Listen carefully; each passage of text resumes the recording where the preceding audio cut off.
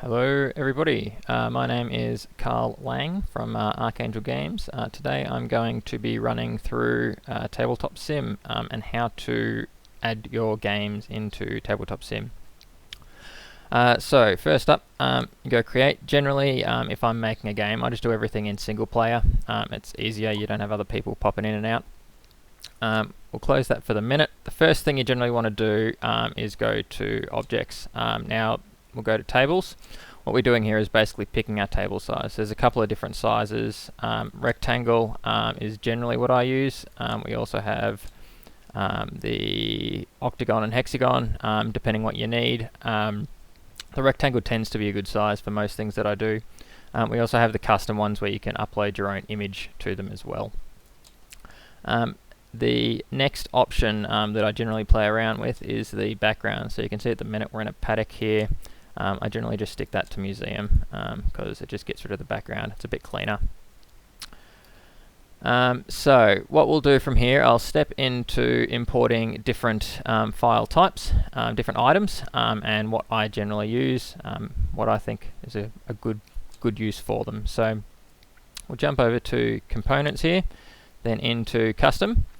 You'll see here's all the different custom item types that Tabletop Sim gives you.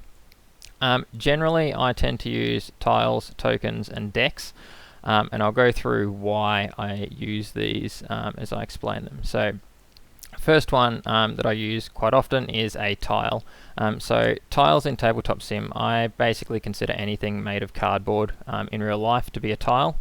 What we do, basically, you want to click on it, left click will place one. I can place a couple of them. If I right click, then brings up the prompt to create my tile.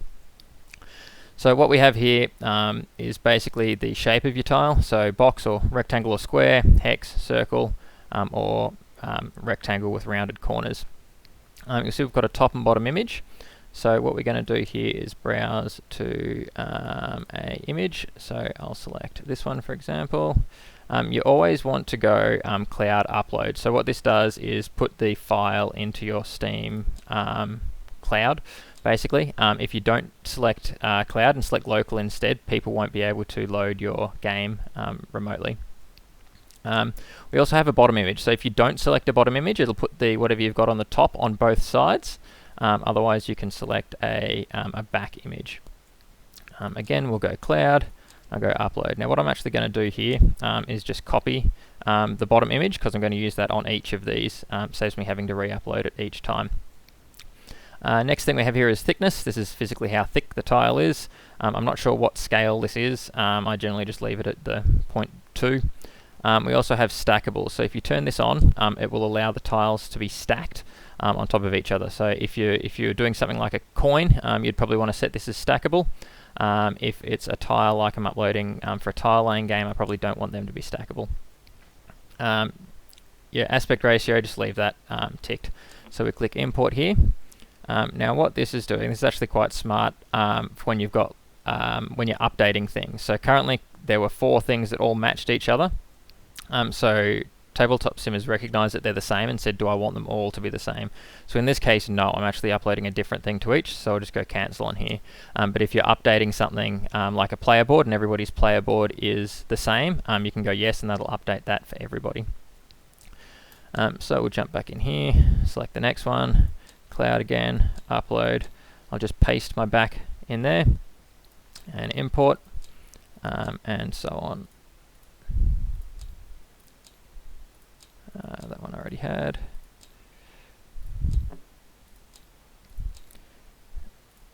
So import. Okay. So as you can see here, we now have our 4 tiles. Different with the plain back on those. Pick them up, play around with them. They won't stack. If I want more, I can just copy them. Control C, Control V. I will, just to show you, if I go tick this stackable and go import, it'll now say that it's found those other ones that match. So I can go yes to those. This will now let me stack these, so it'll recognize when they're stacked and show you that. So show you how large the stack is. These ones still won't be because they were a different item. So that is tiles. The other things you might use them for I will just go back to there again. We'll add one more. Boards, for example. So your board for a game. Generally, I do that as a tile. I don't like the board, built-in board. It's got a wooden border around it, and it's just a bit big and clunky. So generally, I just use a tile. We'll go to cloud. We might just put rounded corners on here, make it look a little different. Change the thickness. Import. And that will import your board. Now it's quite small at the minute. How you can scale anything in Tabletop Sim is with plus and minus. So if I just hold plus on this, that'll get larger, hold minus, and it shrinks back down.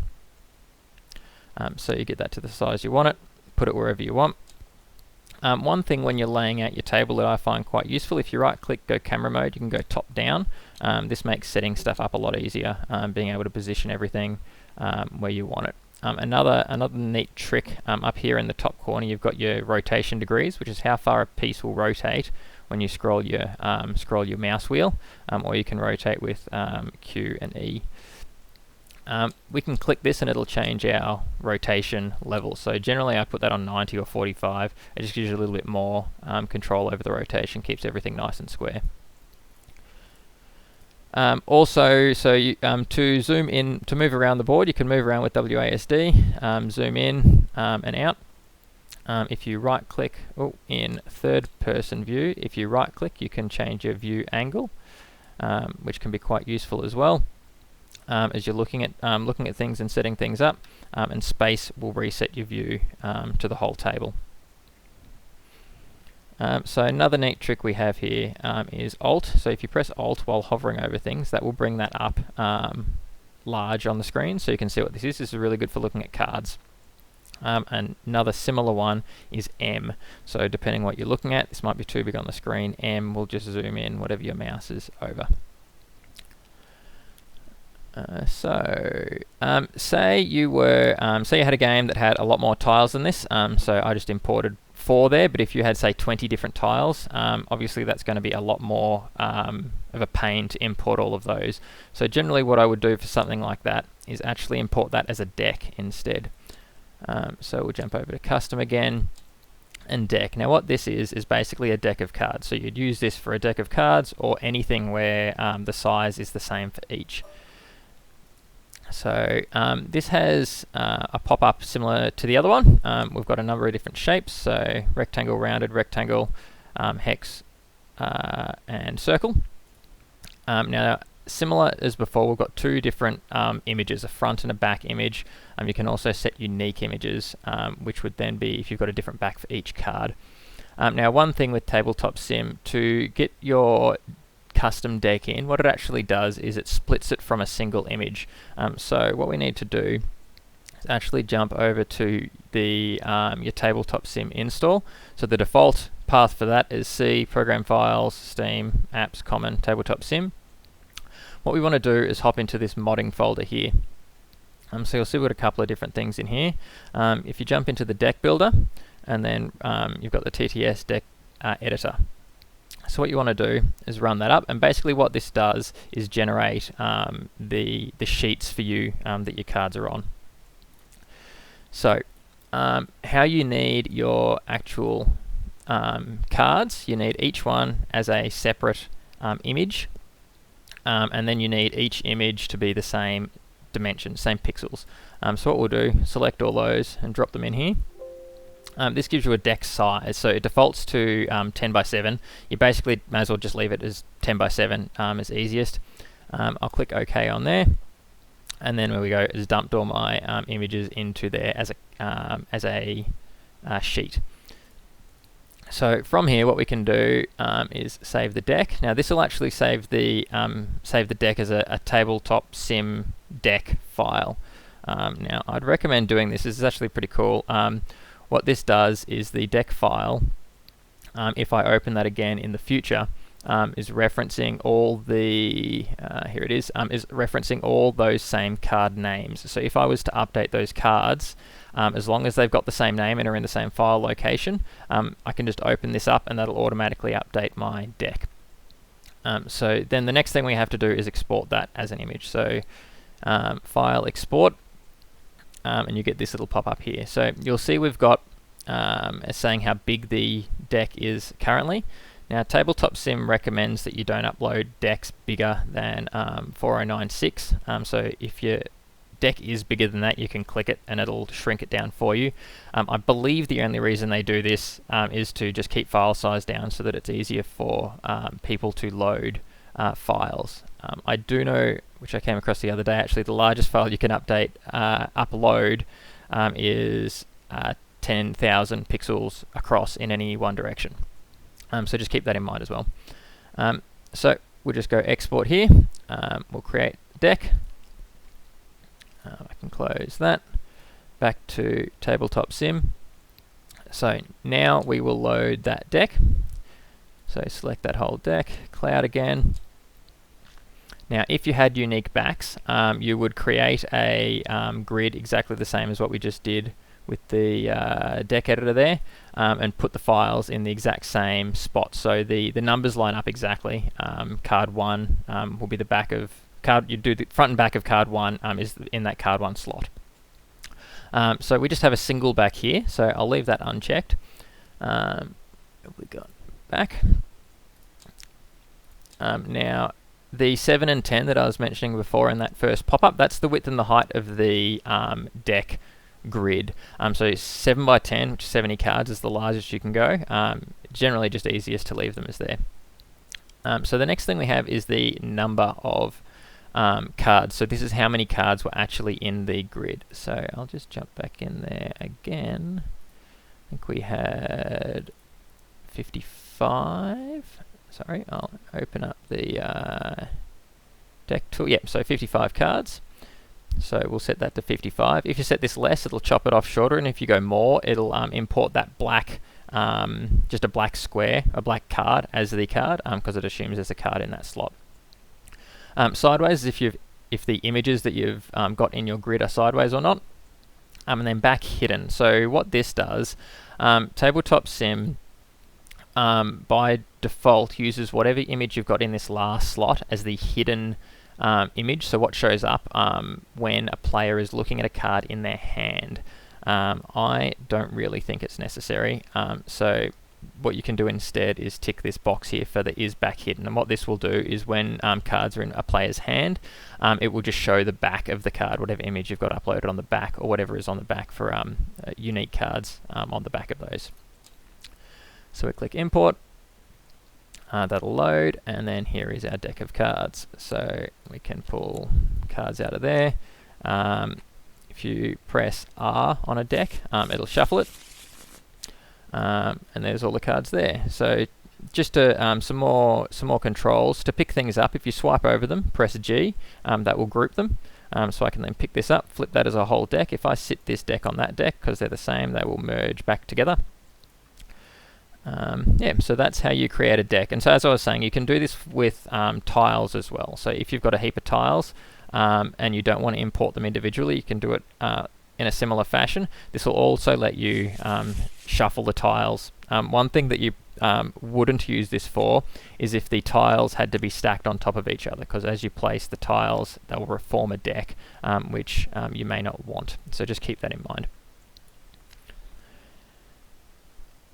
Another neat thing you can do with cards. Now here I'm just going to do a single card. So deck is a whole deck. You can also just upload a single card. So if your image or card has transparency, it will actually come through in the card as well. So what we can do here, I'm just going to leave that as rounded. So for one of my games, Color Jungle, the cards are leaf shaped. So what we can do is upload the front and back. Now what I've done on this card is actually just have in the PNG on the image itself, we just have clear all the way around. As you can see, that comes through showing that is clear there, and you can see through that. If I was to flip one of these cards out and sit that over the top, you can see through there. Just to get this a little clearer again, a little more transparent. So you'll see there's an edge color here. What you can do, and you can do this with any item in Tabletop Sim, is if you right click it, and you'll see this color tints here. So what we'll do, I'm just going to click on that, drop the alpha all the way down, go apply, and then that will then make that edge clear. You will notice that there is still a thickness to it, so the card actually is still sitting on top of the other card, and if I place a few more, you'll see that they do actually still sit on top of each other, and the edge, the transparent part, you can still click, so it is actually part of the hitbox for that card still. So that's just something to keep in mind as well. But it's an easy way to import custom shaped cards without having to make a custom asset. So what I'm going to do here is just group those together into a deck as well. I'll pop this one back over here. So just a tip for that, I'll just jump back into here. So when you're importing these as a deck, what you'll need to do is go edit background color. So you just need to set, again, set that alpha to 0 for the background color. It won't actually change in here, but when you export your file, it will have clear background there. Otherwise you'll have black all the way around your card. So next thing, tokens. Tokens, I'd use tokens for anything that is a custom shape. So for meeples, so there's not a lot of built-in shapes within Tabletop Sim, so you've got cubes, discs, and player pawns. But custom tokens are quite fun. Basically what these do is if you've got an image that has transparency around it, a custom token will actually cut around that transparency there. So we have a thickness. This is how physically thick it is again. So if I want this to be a meeple, I might bump that up a little bit. And we've got what they call merge distance. So this is how it cuts around the outside of the shape.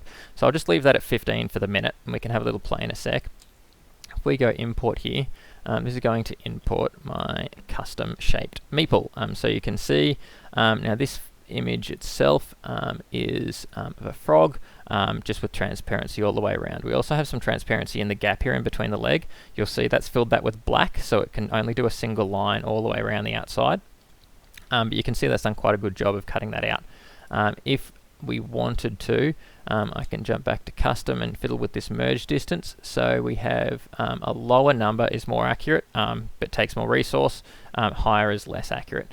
So if I bump this right up to here, we probably won't get as neat a cut. Well, that's still come up pretty well around the frog there. So the other thing you can do with that in custom is, again, we can have them stackable like we did for the tokens, or we can stand it up. So if you want your meeple to stand up, you can set that there so that it stands upright. Remember, they can get knocked over quite easily for something like this that's a little more unstable in shape. When you pick it up, it'll snap back to that upright position again. So next thing, I'll go over custom dice. So custom dice, similar to the deck editor, you need to have your custom dice in the right format. So I'll just drop a dice in here. So it can handle D4, 6, 8, 10, 12, and 20, and it just takes a single image. So the image that we're looking for here, we'll just jump back to the same folder there. So we're in the program files, Steam, Steam Apps, Common, Tabletop Sim Modding, and you'll see we have dice templates. So what we have here is basically the templates that where the number on the dice is that we're then importing into Tabletop Sim. So you'll see here if we open this up, this is the image that would be imported, and this is the numbers that it would wrap around the dice, the locations of where those numbers are. So if I was to import this, we'd just get a standard dice. So what you want to do is basically just in your favorite editing program is basically come up with your own dice. So what I've done here for this game is basically just put these symbols over the top where these were, and then just made everything white. So I'll close those down, and if we go to here, I'll import that dice, select cloud again, and import. One little trick, you've got to wait until that import symbol finishes loading. If you click before, you will actually miss it wouldn't have fully uploaded by the time you click import, so it won't import the image. What you can do if that is the case, so anything you import actually ends up here in modding and cloud manager. So here is where all your files will go, and then you can, from here, you can just click these and that'll copy out of there as well, to be able to then paste into that that custom field. So again, we plus and minus to grow and shrink, and here we have the custom dice. So you can see that comes up quite well. Dice, you press R to roll them, and they'll roll to a random side. If you want them to go to a specific side, you can use the numbers. So 1, 2, 3, 4, 5, and 6 will rotate to those sides. And as you can see there, that's got all those different faces that I put on that custom dice there. So one last one that I will go over is the custom PDF. So this is useful for rulebooks if you're trying to make quite a polished game, I guess, upload. So we'll place that there, select PDF file. So this is to upload a PDF. So you upload your rulebook, we'll go import, and that gives us a little mini rulebook. So I might make that a little bit larger, set it off to the side. Again, you can press Alt to make that bigger, same as you can on anything else. You can actually scroll, plus and minus, you can still increase and decrease the size of that as you're going as well. So scrolling will change pages. You can also right click and go pop out, which brings up, that has gone over the top of the him there. We'll do that again. Pop out and look through the book there as well, to have your rule book in the game. Okay, the other place you can write rules, if instead of putting a rule book in, you just want to have a quick little summary. Neat little trick, you've got this little note editor in the corner, so you can click on here and you can put notes in here. So I could put test game,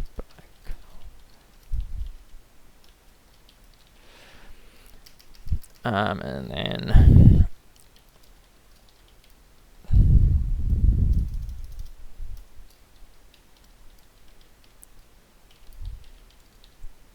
something like that. You can bump that down a bit, put that wherever you want it, and then go lock. Now that will always be on the screen there, which can be handy as like a player reference, so that always stays in place and is visible to all players. So some built-in things that Tabletop Sim has. So we'll come back here again to Objects Components. The first one is cubes. So they call cubes blocks. Basically we have our cube here. So I can place a couple of them around. Same as before with the tint color. This is how we change the color of different things. So we've got a green one. We can make a blue one and a yellow one. And we've got blocks. Easy. Same again. Minus and plus to grow and shrink. Next thing, we will go to miscellaneous, and here we have backgammon chips. So if you want a disc instead, something round, I would recommend the backgammon chips. Again, you can just change that color tint to whatever you want. Purple, there we go. Make that bigger.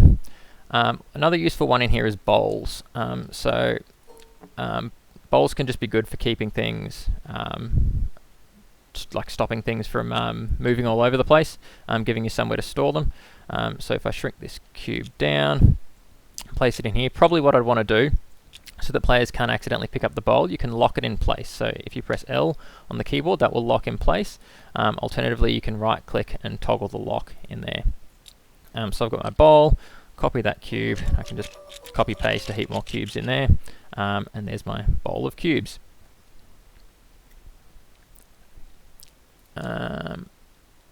While we're on things like that, so another one you can use is bags. So bags are similar to bowls, but things physically go inside them. So if I was to pull these apart, I'll select my tiles here, So if I want these to be randomly drawn, I can dump them in here. I could also just stick my cubes in there as well, and players can draw them out. A bag, similar to a deck, you can shuffle this. So if I press R, that will shuffle a deck, or right-click shuffle. Bags don't shuffle when you drop things in, so they don't shuffle automatically. So if I pull out this tile here, if I drop that back in and take something out, I will always get that same tile, unless I shuffle it first, and then I can pull something else out. The other type of bag we have is an infinite bag, and these are quite useful. So what an infinite bag does is basically you can drop a single item in there, and whatever you put in, you can then pull an infinite number of that out. So if I drop this dice in there, you'll see the dice now sitting in the top, and now anything that I pull out will be an exact replica of what I put in, even the size and everything. So if I shrink the bag down, the dice will still come out at the same size they were when they went into the bag. So standard dice, we've got dice in here as well, metal and plastic, whatever you like the look of. Again, you can change the color of dice with the tint. Go orange, and there's our dice. Next up, which is also useful, is player pawns. So if you don't want to go to the effort to importing your own custom meeples, these player pawns are generally the easiest thing to use. Similar to before, you can change the color to whatever you want. They've got a heap in there as well already. So what else? So I'll get into some more slightly advanced things. Once you start setting up your game, you'll probably have a certain number of players that your game is for. So what we can do, if we go up to zones here and hands, this will show all the hands that are on the table. So this is where, if I was to change color, click up here, change color, I can pick another seat. This is basically the seats that are available to you. So what I'm going to do here, if I jump back to zones and hands, so there's currently 8 at the table here. Say I only wanted 6. To delete a zone, you just click it and it'll delete it. To add a new one, you can click and drag and that'll create the zone. So I might delete that one and that one. Now, if I wanted to change colors of zone, say I didn't have a purple player and that was instead brown, I can right click and change the color of that on your color wheel. The other thing you might want to do, so this is where the player's name will show up and where their hand is for when they draw cards into their hand. So you may want to move these. So we come down to move, and the move tool here. You can then click on the zone. Now I'm just going to switch the camera to top down, makes this a little easier. This is a little touchy, but you can just click on the arrow and move it to where you want. If you know where you want them as well, you can transform that by typing in the number. So moving that there, I'm moving along my Z direction. We go, cool, that's pretty close to -1. I'll set that. That'll go to that location. I could then click on this one and set this one to 1. And that'll set it to the same position. So they're basically aligned.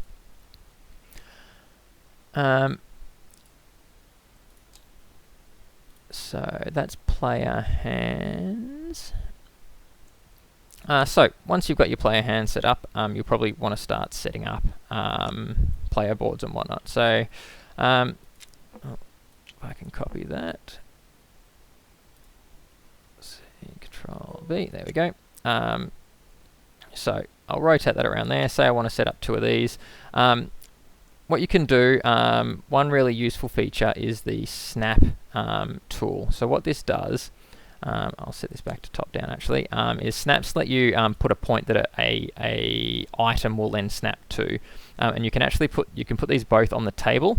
For example, if I put a snap point here, when something moves over that, it'll snap to that location, so you can see the shadow pop up, and this works for anything. So if I go to put a card there, you'll see that will then snap to that location.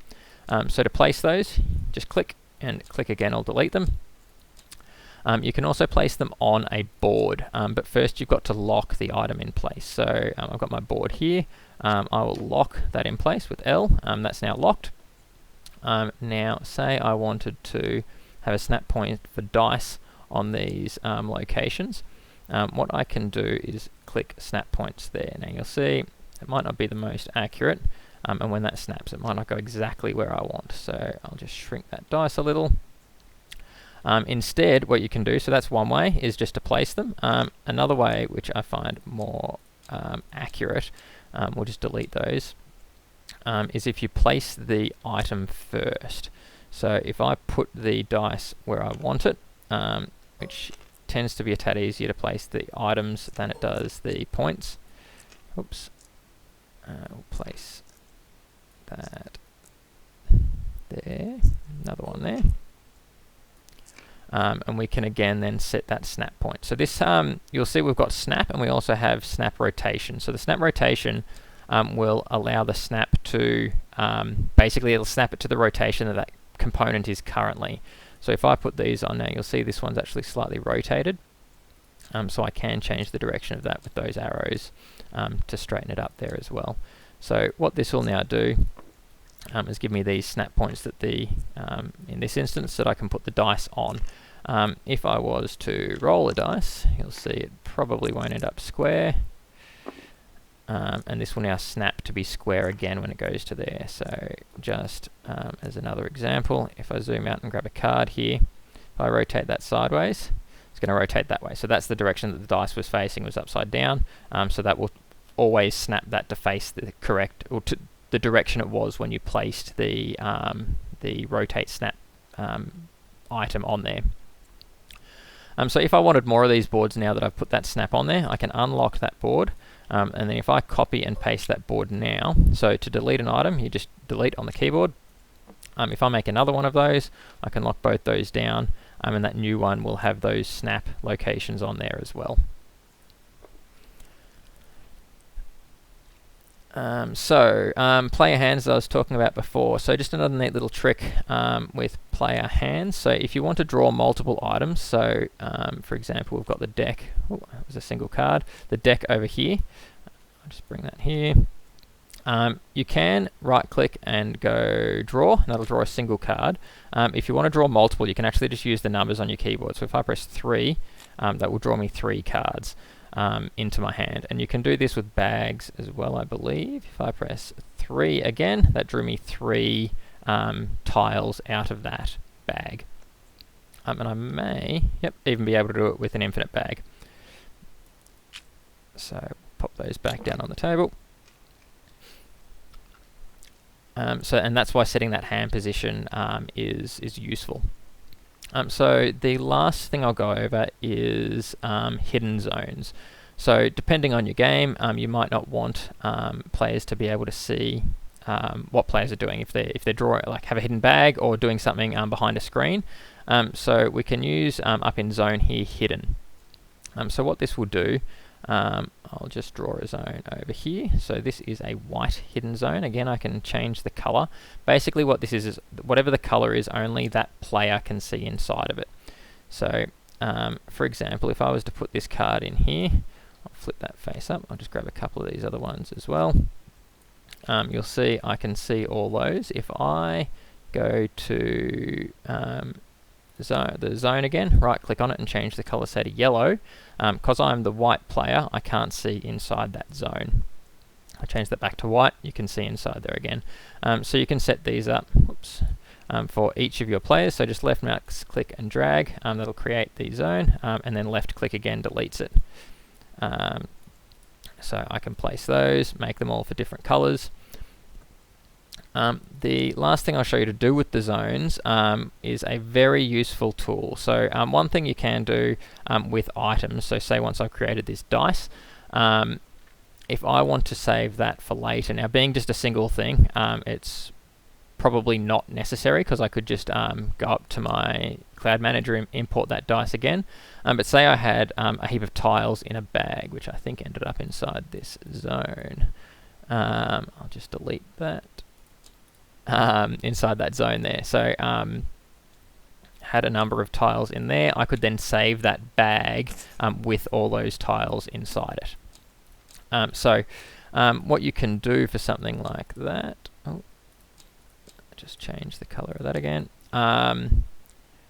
to save that item. So if I want to save this bag with all the things in there, I can right click on it and go save object. So what this will do, I'll give it a name, tiles. This will then show up in your saved objects area.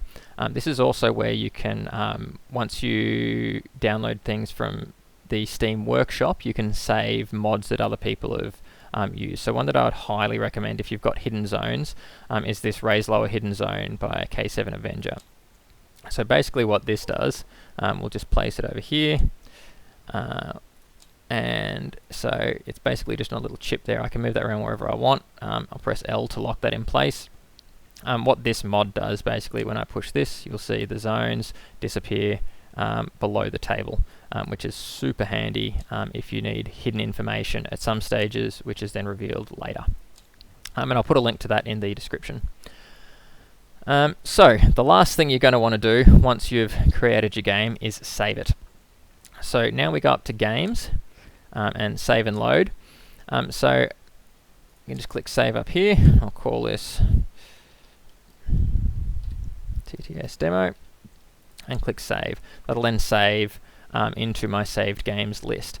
So I tend to save all my things locally as opposed to putting them on the workshop. So by saving them locally, it means that I can then load up that game again. That'll reload everything exactly as it was when it was saved.